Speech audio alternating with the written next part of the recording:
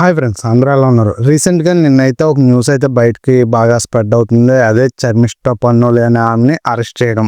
బేసిక్గా ఇది మే 30న అయితే ఆమెను అయితే అరెస్ట్ చేశారు. ఎందుకని శర్మిష్ఠా పొన్నోలిని అరెస్ట్ చేశారు అనేది మాట్లాడుకుందాం. అసలు శర్మిష్ఠా పొన్నోలిని ఎందుకు అరెస్ట్ చేశారో మాట్లాడుకుందాం. అంతేకాదు మన దేశంలో హిందువుల గురించి, వాళ్ళ పరిస్థితుల గురించి కూడా మాట్లాడుకుందాం. సో శర్మిష్ఠా పొన్నోలిని అరెస్ట్ అయితే చేశారు కదా, దానికి ముందు ఒక సీన్ అయితే చెప్తానండి. కేరళలో రీసెంట్గా అయితే అఫ్రిదీని అయితే ఆహ్వానించారు ఒక ఈవెంట్కి. అక్కడ అఫ్రిదీ కాకుండా కొంతమంది క్రికెటర్స్ కూడా, పాక్ క్రికెటర్స్ కూడా వెళ్ళారనమాట. సమంత ట్వీట్ చేసింది ఏదండి, మేము నీరు అనేది జీవనాధారం, ఆపకూడదని. వాళ్ళు మా ప్రాణాలు తీస్తున్నారే, అప్పుడు మరి అనిపించలేదా ఈవిడికి వీళ్ళ ఇంట్లో కానీ జరిగితే వాళ్ళకి తెలిసేది. అంతెందుకు మనం గొప్పగా సాయి పల్లవిని పొగిడేస్తాం. ఆవిడేం చెప్పింది, మనకి ఎలా వారు ఉంటుందో వాళ్ళకి సైనికులకి అలా వారు ఉంటుంది. మన దేశం అనేది మనకి ఎంత గొప్ప వాళ్ళకి అది గొప్ప.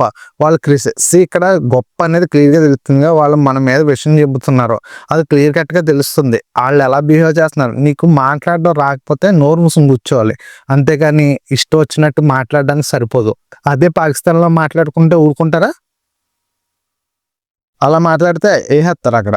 మనకి ఇక్కడ అలా కాదు కదా, మనకి చాలా మంచిగా ఉంది, వాక్ స్వాతంత్రం ఉంది. సో ఇక్కడ వాక్ స్వాతంత్రం గురించి మాట్లాడుకుందాం. వాక్ స్వాతంత్రం ఉంది కదా అని ఇష్టానుసారం మాట్లాడకూడదు. అది దేశానికి ఎంత ఉపయోగపడుతుంది, మనకి ఎంత ఉపయోగపడుతుంది అనేది చూసుకోవాలి. ఇక్కడ విషయానికి వచ్చేటప్పటికి శర్మిష్ఠా పొన్నోలి వాక్ స్వాతంత్రం గురించి ఇక్కడ టాపిక్ అయితే వచ్చింది. సో ఇక్కడ విషయానికి వస్తే శర్మిష్ఠా పొన్నోలి అనే ఆవిడ వేగంగా కావాలని అయితే వీడియో అయితే చేయలేదన్నమాట. సోషల్ మీడియాలో చాటింగ్లు ఇవన్నీ జరుగుతున్నప్పుడు కొన్ని పోస్టుల కింద చాటింగ్ అలాంటివి చేస్తూ ఉంటారు కదా. సో ఆ విధంగా పోస్టులు చేస్తున్నప్పుడు పాకిస్తానీ ఒక వ్యక్తి అయితే ఒక కామెంట్ అయితే చేశాడనమాట. మన దేశం అనేది వాళ్ళనైతే చాలా నాశనం చేయడానికి ట్రై చేస్తుంది, అన్యాయంగా వాళ్ళ మీద అయితే దాడులు చేస్తుందని అతనైతే కామెంట్ అయితే చేశాడనమాట. దానికి శర్మిష్ఠా పొన్నోలి అనేది ఘాటుగానే స్పందించింది. అంతేకాకుండా అప్పుడున్న నాయకత్వం కాదు, ఇప్పుడు మేము తిరగబడతాను కూడా ఈవిడైతే ఘాటుగానే సమాధానం ఇచ్చింది. అంతేకాకుండా ఆ టాపిక్లోనే ప్రాఫిట్ మహమ్మద్ గురించి కొన్ని వ్యాఖ్యలు అయితే చేసిందన్నమాట. ఆ వ్యాఖ్యలు చేయడం అనేది తప్పే. ఇక్కడ విషయం ఏంటంటే, సో ఎప్పుడైతే ఈవిడ అలా మాట్లాడిందో వెంటనే ఈవిడ మీద అయితే బోల్డెన్ కేసులు అయితే పడ్డాయన్నమాట. వెంటనే ఆ వీడియో అయితే డిలీట్ అయితే చేయడం జరిగింది, సారీ కూడా చెప్పడం అయితే జరిగింది. బట్ కేసులు అయితే ఏర్పడ్డాయి కాబట్టి, కేసులు అయితే వేశారు కాబట్టి వెంటనే ఈవినైతే అరెస్ట్ చేయడానికి ట్రై చేశారనమాట. సో పశ్చిమ బెంగాల్లో ఈవిడ కోసం అయితే వెతికారు, ఎక్కడా కనిపించలేదు. వెంటనే బయట రాష్ట్రాల్లో ఎక్కడ ఉందని వెతకడం అయితే మొదలెట్టారు. పోలీసులు గాలింపులు మొదలుపెట్టిన వెంటనే ఈవిడ హర్యానాలో అయితే ఒక ప్రాంతంలో అయితే దొరికింది. వెంటనే అరెస్ట్ చేసి అయితే పశ్చిమ బెంగాల్కి అయితే తీసుకొచ్చేసారు, కోర్టులో హాజరుపరిచారు. 13 రోజులు జ్యుడిషియల్ కస్టడీ విధించారు అనమాట. అంటే జూన్ 13 వరకు మొత్తం జ్యుడిషియల్ కస్టడీ అయితే ఉంది. ఇక్కడ విషయం ఏంటంటే, మమతా బెనర్జీ వెంటనే రియాక్ట్ అయ్యారు. ఇక్కడ విషయం ఏంటంటే, ఒక ముస్లిం వ్యక్తి ప్రవర్తన గురించి వీటి గురించి తప్పుగా మాట్లాడడం వల్ల తప్పుగా అలాంటి మాట్లాడడం తప్పే. ఎవరి మతాన్నైనా కించపరచకూడదు. ఇక్కడ విషయం ఏంటంటే, మమతా బెనర్జీ ముస్లిం మత పెద్దల్ని, ముస్లిం గురించే ఓట్లు బ్యాంక్ పోతుందని, వాళ్ళ ఓట్లు ఎక్కడ పోతాయని వెంటనే రియాక్ట్ అయ్యి ఈవినైతే అరెస్ట్ చేయడం అయితే జరిగింది. ఇక్కడ విషయం ఏంటంటే, మరి అదే రాష్ట్రంలో హిందువుల గురించి చాలా దారుణంగా మాట్లాడేవాళ్ళు చాలా మంది ఉన్నారు. టీఎంసీ ఆవిడ పార్టీలోనే చాలా దారుణంగా అయితే మాట్లాడేవాళ్ళు ఉన్నారు. మరి వాళ్ళందరినీ ఎందుకు ఆవిడ ఏం చేయలేదు ఇక్కడ నాకు అర్థం అవ్వట్లేదు అనమాట. బేసిక్గా మన దేశంలోనే దౌర్భాగ్యం ఏంటంటే, హిందువులు మెజార్టీ అని చెప్తారు, కానీ హిందువులు ఏమైనా మాట్లాడితే వాళ్ళు చాలా దారుణంగా దేశద్రోహుల్లాగా చూస్తారు హిందువులు మాట్లాడితే. మరి వీళ్ళు మాత్రం విపరీతంగా మాట్లాడచ్చు అనమాట. ఈవిడే ముస్లిం మత పెద్దల్ని అన్నదనడం అది చాలా అంటే చాలా తప్పే. ఏ మతాన్ని అయితే కించపరచకూడదు. ఇక్కడ విషయం మరి అలాంటప్పుడు ఆ రూల్ హిందువులకు కూడా వర్తించాలి కదా. హిందువుల్ని అంత దారుణంగా దూషించే వాళ్ళ మీద ఎందుకు ఇలాంటి కేసులు రావు? ప్రకాష్ రాజ్ గారు, ఆయన గొప్ప నటుడు పరంగా గొప్పతనం, కానీ హిందూ ధర్మాల మీద కానీ హిందూ సాంప్రదాయాల మీద కానీ చాలా దారుణంగా మాట్లాడతాడు. మరి అతన్ని ఎవరు అరెస్ట్ చేయరే. అంతెందుకు, తమిళనాడు ఉప ముఖ్యమంత్రి ఉదయనిధి స్టాలిన్ గారు సనాతన ధర్మాన్ని నిర్మూలించాలి, అది డెంగ్యూ వైరస్ లాంటిది, దాన్ని ఎలా అయినా నిర్మూలించాలని చెప్పారు. మరి ఆయన ఎందుకు అరెస్ట్ చేయలేదు? అంతెందుకు, మమతా బెనర్జీ ఇంతలాగా గోల చేసి అది తప్పు అని ఆవిడని అరెస్ట్ చేసింది కదా. ఈవిడ ఏకంగా హిందూ ధర్మాన్ని, గంధ ధర్మాన్ని చాలా దారుణంగా మాటిందండి, చెడ్డ ధర్మం అని. అంతెందుకు చాలా విధాలుగా ఈవిడ ఎన్ని ప్రెస్ మీట్లలో కానీ ఎన్నికల మేనిఫెస్టోలో కానీ లేకపోతే ఎన్నికల ప్రసంగాల్లోనే హిందువులను టార్గెట్ చేసి హిందువుల్ని అన్ని మాటలు అంటూ ఉంటుంది. ఈవిడ మాత్రం ఏమి టార్గెట్ చేయరు. ఎందుకంటే ఇక్కడ విషయం ఏంటంటే పశ్చిమ బెంగాల్లో ఎక్కువ ఓట్ పర్సెంటేజ్ అనేది ముస్లింకి ఉందన్నమాట. 30% పైనే వాళ్ళకి ముస్లిం ఓట్ బ్యాంక్ అయితే ఉందన్నమాట. సో ఆ ఓట్లు ఎక్కడ పోతాయని ఈవిడ మాత్రం అలా చేస్తుంది. ఇక్కడ విషయం ఏంటంటే దేశం ఎలా అయితే పోతే నాకేంటి, ఎవరు ఎలా అయితే నాకేంటి, నా నా పదవి నాకు ముఖ్యం, నేను అలాగే చేస్తానంటే ఇక్కడ ఎంతవరకు న్యాయం? ఇప్పుడు న్యాయం అనేది అన్ని మతాలకి సమానంగా ఉండాలి. కానీ హిందువులకు మాత్రం ఎందుకు ఉండట్లేదో నాకైతే అర్థం అవ్వట్లేదు.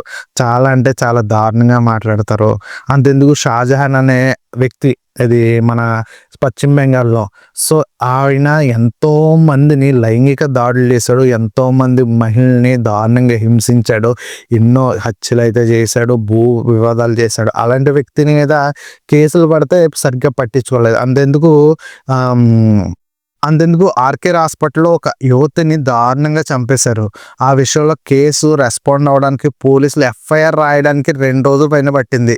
అది ఎంత దారుణం! ఒక ఆడపిల్లకి అన్యాయం జరిగితే అంత దారుణంగా కేసు కూడా మూసేయలేకపోయారు. అక్కడ విషయం ఏంటంటే, ఇంకో విషయం ఏంటంటే, ఆవిడే సీఎం, ఆవిడే హోమ్ మినిస్టర్, ఆవిడే ఏంటి మెడికల్ మినిస్టర్. అలాంటి ఆవిడ రోడ్డుకి ఎక్కి న్యాయం చేయాలని పోరాటం చేశారు. అంటే ఆ స్టేట్కి ఆవిడే పెద్ద, ఆవిడే న్యాయం చేయలేదు అని ఆవిడ ప్రొటెక్ట్ చేశారు. ఇంతకన్నా దారుణం ఏమైనా ఉందంటే పశ్చిమ బెంగాల్లో అక్కడ పాలన ఎలా ఉంది. అక్కడ విషయం ఏంటంటే, మీకు తెలుసో తెలీదో, బీహార్ తర్వాత అతి తక్కువ మంది పోలీసులు ఉన్నది ఓన్లీ పశ్చిమ బెంగాల్ అని. అంటే రిక్రూట్మెంట్స్ లేవు. గవర్నమెంట్ అనేది గవర్నమెంట్ ఎంప్లాయీస్ అనేది వాళ్ళు ఫిల్అప్ చేయట్లేదు. అక్కడ హింస అనేది ఎప్పుడు చెలరేగుతూనే ఉంటుంది. అంతెందుకు రీసెంట్గా వక్ బిల్ వచ్చింది, అక్కడే ఎక్కువగా సమ్ములు పోరాటాలు అవన్నీ జరిగినాయి. అంతెందుకు ఆ బిల్లు ప్రకటించినప్పుడు ఏకంగా హిందువుల్ని ఎంత దారుణంగా చేశారో, ఎంత దారుణంగా హింసించారో అనేది వీడియోలు ఉన్నాయి. చాలా మంది ఊర్లు దాటేసి పారిపోవడం కూడా జరిగింది. మరి ఇవన్నీ కనపట్లేదు మమతా బెనర్జీకి. ఇవి మాత్రం అరెస్ట్ చేశారు. కానీ ఎంత దారుణంగా హిందువుల్ని, ఎంత దారుణంగా మాట్లాడే వాళ్ళని వీళ్ళని ఎందుకు టార్గెట్ చేయలేకపోతున్నారు, వీళ్ళని ఎందుకు అరెస్ట్ చేయలేకపోతున్నారు? అంతంత పదవుల్లో ఉండి కూడా బాధ్యతగా మాట్లాడాల్సిన వీళ్ళే ఇంత దారుణంగా మాట్లాడుతున్నప్పుడు మరి కింద వాళ్ళు ఎంత దారుణంగా మాట్లాడతారో చెప్పండి. అంతెందుకు ఈవిడని ఎప్పుడైతే శర్మిష్ఠా పొన్నోలి అనే ఆవిడ కామెంట్ చేస్తుందో, ఆవిడ కింద ఒక అతను అయితే కామెంట్ చేశాడు ఈవిడ తలకాయ తీసేయాలని. సో అంత దారుణంగా కామెంట్ చేస్తున్న వాళ్ళని ఏమీ చేయరా నాకు అర్థం అవట్లేదు. పోనీ అతను కోపంగా అన్నాడు అనుకుందాం, ఇంత దారుణంగా బిహేవ్ చేసే వాళ్ళని ఏం చేయాలి? వీళ్ళ మీద కేసులు ఏముండవు, ఏముండదు, ఎవరిని పట్టించుకోరు. అదే వేరే మతాలను కించపరిచిన, వేరే మతాలని దారుణంగా మాట్లాడినా కానీ వాళ్ళ మీద అయితే కేసులు అయితే పెట్టేస్తారనమాట. ఇక్కడ వాళ్ళ మతం ఏంటి, హిందూ మతం ఏంటి? హిందువులు చాలా, మన దేశంలో చాలా మతాలు ఉన్నాయి. అందరికీ ఈక్వాలిటీ ఉండాలి, కానీ ఆ ఈక్వాలిటీ ఉండదు. అదేంటో మరి నాకు అర్థం అవ్వట్లేదు. వెంటనే ఇప్పుడు నాకు తెలిసి పశ్చిమ బెంగాల్ మరో బంగ్లాదేశ్ అయిపోతుంది, పాకిస్తాన్ టైపు. ఇప్పుడు కేరళ ఒకటి, పశ్చిమ బెంగాల్ ఒకటి. వీళ్ళు ఏంటంటే దేశానికి పనిచేయడం కన్నా దేశాన్ని నాశనం చేయడానికి ఉన్నట్టుగా వీళ్ళైతే కొంతమంది రాజకీయ నాయకులు ప్రవర్తన అలా ఉందన్నమాట. నాకు తెలిసి పశ్చిమ బెంగాల్లో నెక్స్ట్ మమతా బెనర్జీ తప్పించి ఇంకెవరు వచ్చినా నేను చాలా హ్యాపీగా ఫీల్ అవుతాను. బీజేపీ కాదు, కాంగ్రెస్ వచ్చినా కొంచెం బెటర్ ఏమో, కానీ ముందు మమతా బెనర్జీని అయితే దించేస్తే, ఆ రాష్ట్ర పాలన కానీ పెట్టుంటే చాలా అంటే చాలా బాగుంటుందని నేనైతే అనుకుంటున్నాను. ప్రజలు చాలా హ్యాపీగా ఫీల్ అవుతారు. మీరు గమనించటం లేదో, తెలంగాణలో కానీ ఆంధ్రాలో కానీ పశ్చిమ బెంగాల్ నుంచి పని చేయడానికి వస్తూ ఉంటారనమాట. వాళ్ళని మనం అడిగితే ఏంటి పశ్చిమ బెంగాల్లో ఎందుకు చేయరు, ఇక్కడ ఎందుకు చేస్తున్నారంటే అక్కడ జీతాలు ఉండవు, అక్కడ పట్టించుకోదు, గవర్నమెంట్ ఉండదు, వరస్ట్ అని చెప్పి ఇక్కడ వచ్చి పని చేస్తున్నాం. మరి అక్కడ ఎవరు చేస్తారంటే వాళ్ళు చెప్తూ ఉంటారు, బంగ్లాదేశ్ నుంచి వచ్చిన వాళ్ళు అక్కడ ఆక్యుపై చేస్తున్నారు, మేము ఇక్కడికి వచ్చి పని చేసుకుంటున్నాం. మీరు గమనించండి, ఎప్పుడైనా అడగండి, నేను వీడియో చేశానని కాదు, కానీ మీరు ఎప్పుడైనా పశ్చిమ బెంగాల్ నుంచి వచ్చిన వాళ్ళని, పని చేయడానికి వచ్చిన వాళ్ళని వాళ్ళు అడగండి, మీకు తెలుస్తుంది అక్కడ సిచ్యువేషన్ ఏంటో. సో ఇలా ఉంటుంది అనమాట. సో శర్మిష్ఠా పొన్నోలిని అరెస్ట్ చేయడం అయితే తప్పేం కాదు. ఏ మతాన్నైనా కించపరిచి మాట్లాడడం అనేది చాలా తప్పు. కానీ ఇక్కడ అన్ని మతాలని సమానంగా చూడాలి. హిందూ మతాలని కించపరిచి మాట్లాడేలాగా చేసే వాళ్ళని ఏమీ చేయకపోవడం అనేది ఇక్కడ చాలా అంటే చాలా దారుణమైన విషయం అనమాట. సో ఇక్కడ దేశం కోసం బతకండి, మీ పని మీరు చేసుకోండి. వేరే దేశాలను పొగడాల్సిన అవసరం లేదు. మన దేశాన్ని పొగడండి. మీకు అంతగా మన దేశాన్ని పొగడడం ఇష్టం లేకపోతే నోరు మూసుకొని కూర్చోండి. సైలెంట్‌గా మీ పనేదో మీరు చేసుకోండి. ఎందుకు వేరే దేశాలను పొగుడుతారు. అంతేకాకుండా మన శత్రు దేశాల్ని మనల్ని కించపరిచేలాగా మనల్ని మాట్లాడుతూ మన దేశంలో ప్రజలను చెప్తున్న వాళ్ళని గొప్పగా ఎందుకు ట్రీట్ చేస్తున్నారో నాకైతే అర్థం అవ్వట్లేదు. ఇక్కడ నేను విషయం ఏంటంటే మీకు దేశభక్తి లేకపోతే సైలెంట్‌గా ఉండండి. వేరే దేశాలను పొగడకండి. ఇక్కడ అందరికీ ఉంది. వాక్ స్వాతంత్రం ఇచ్చారు కానీ ఇష్టానుసారంగా మాట్లాడడం అని కాదు. ఇక్కడ విషయం ఏంటంటే కుదిరితే మన దేశం కోసం పోరాడండి. లేకపోతే సైలెంట్‌గా ఉండండి. లేకపోతే నోరు మూసుకొని కూర్చోండి. అంతేగాని వేరే దేశాలని ఇలాగ నాశనం చేసే చర్యలని చేపట్టడం మాత్రం చాలా అంటే చాలా తప్పు.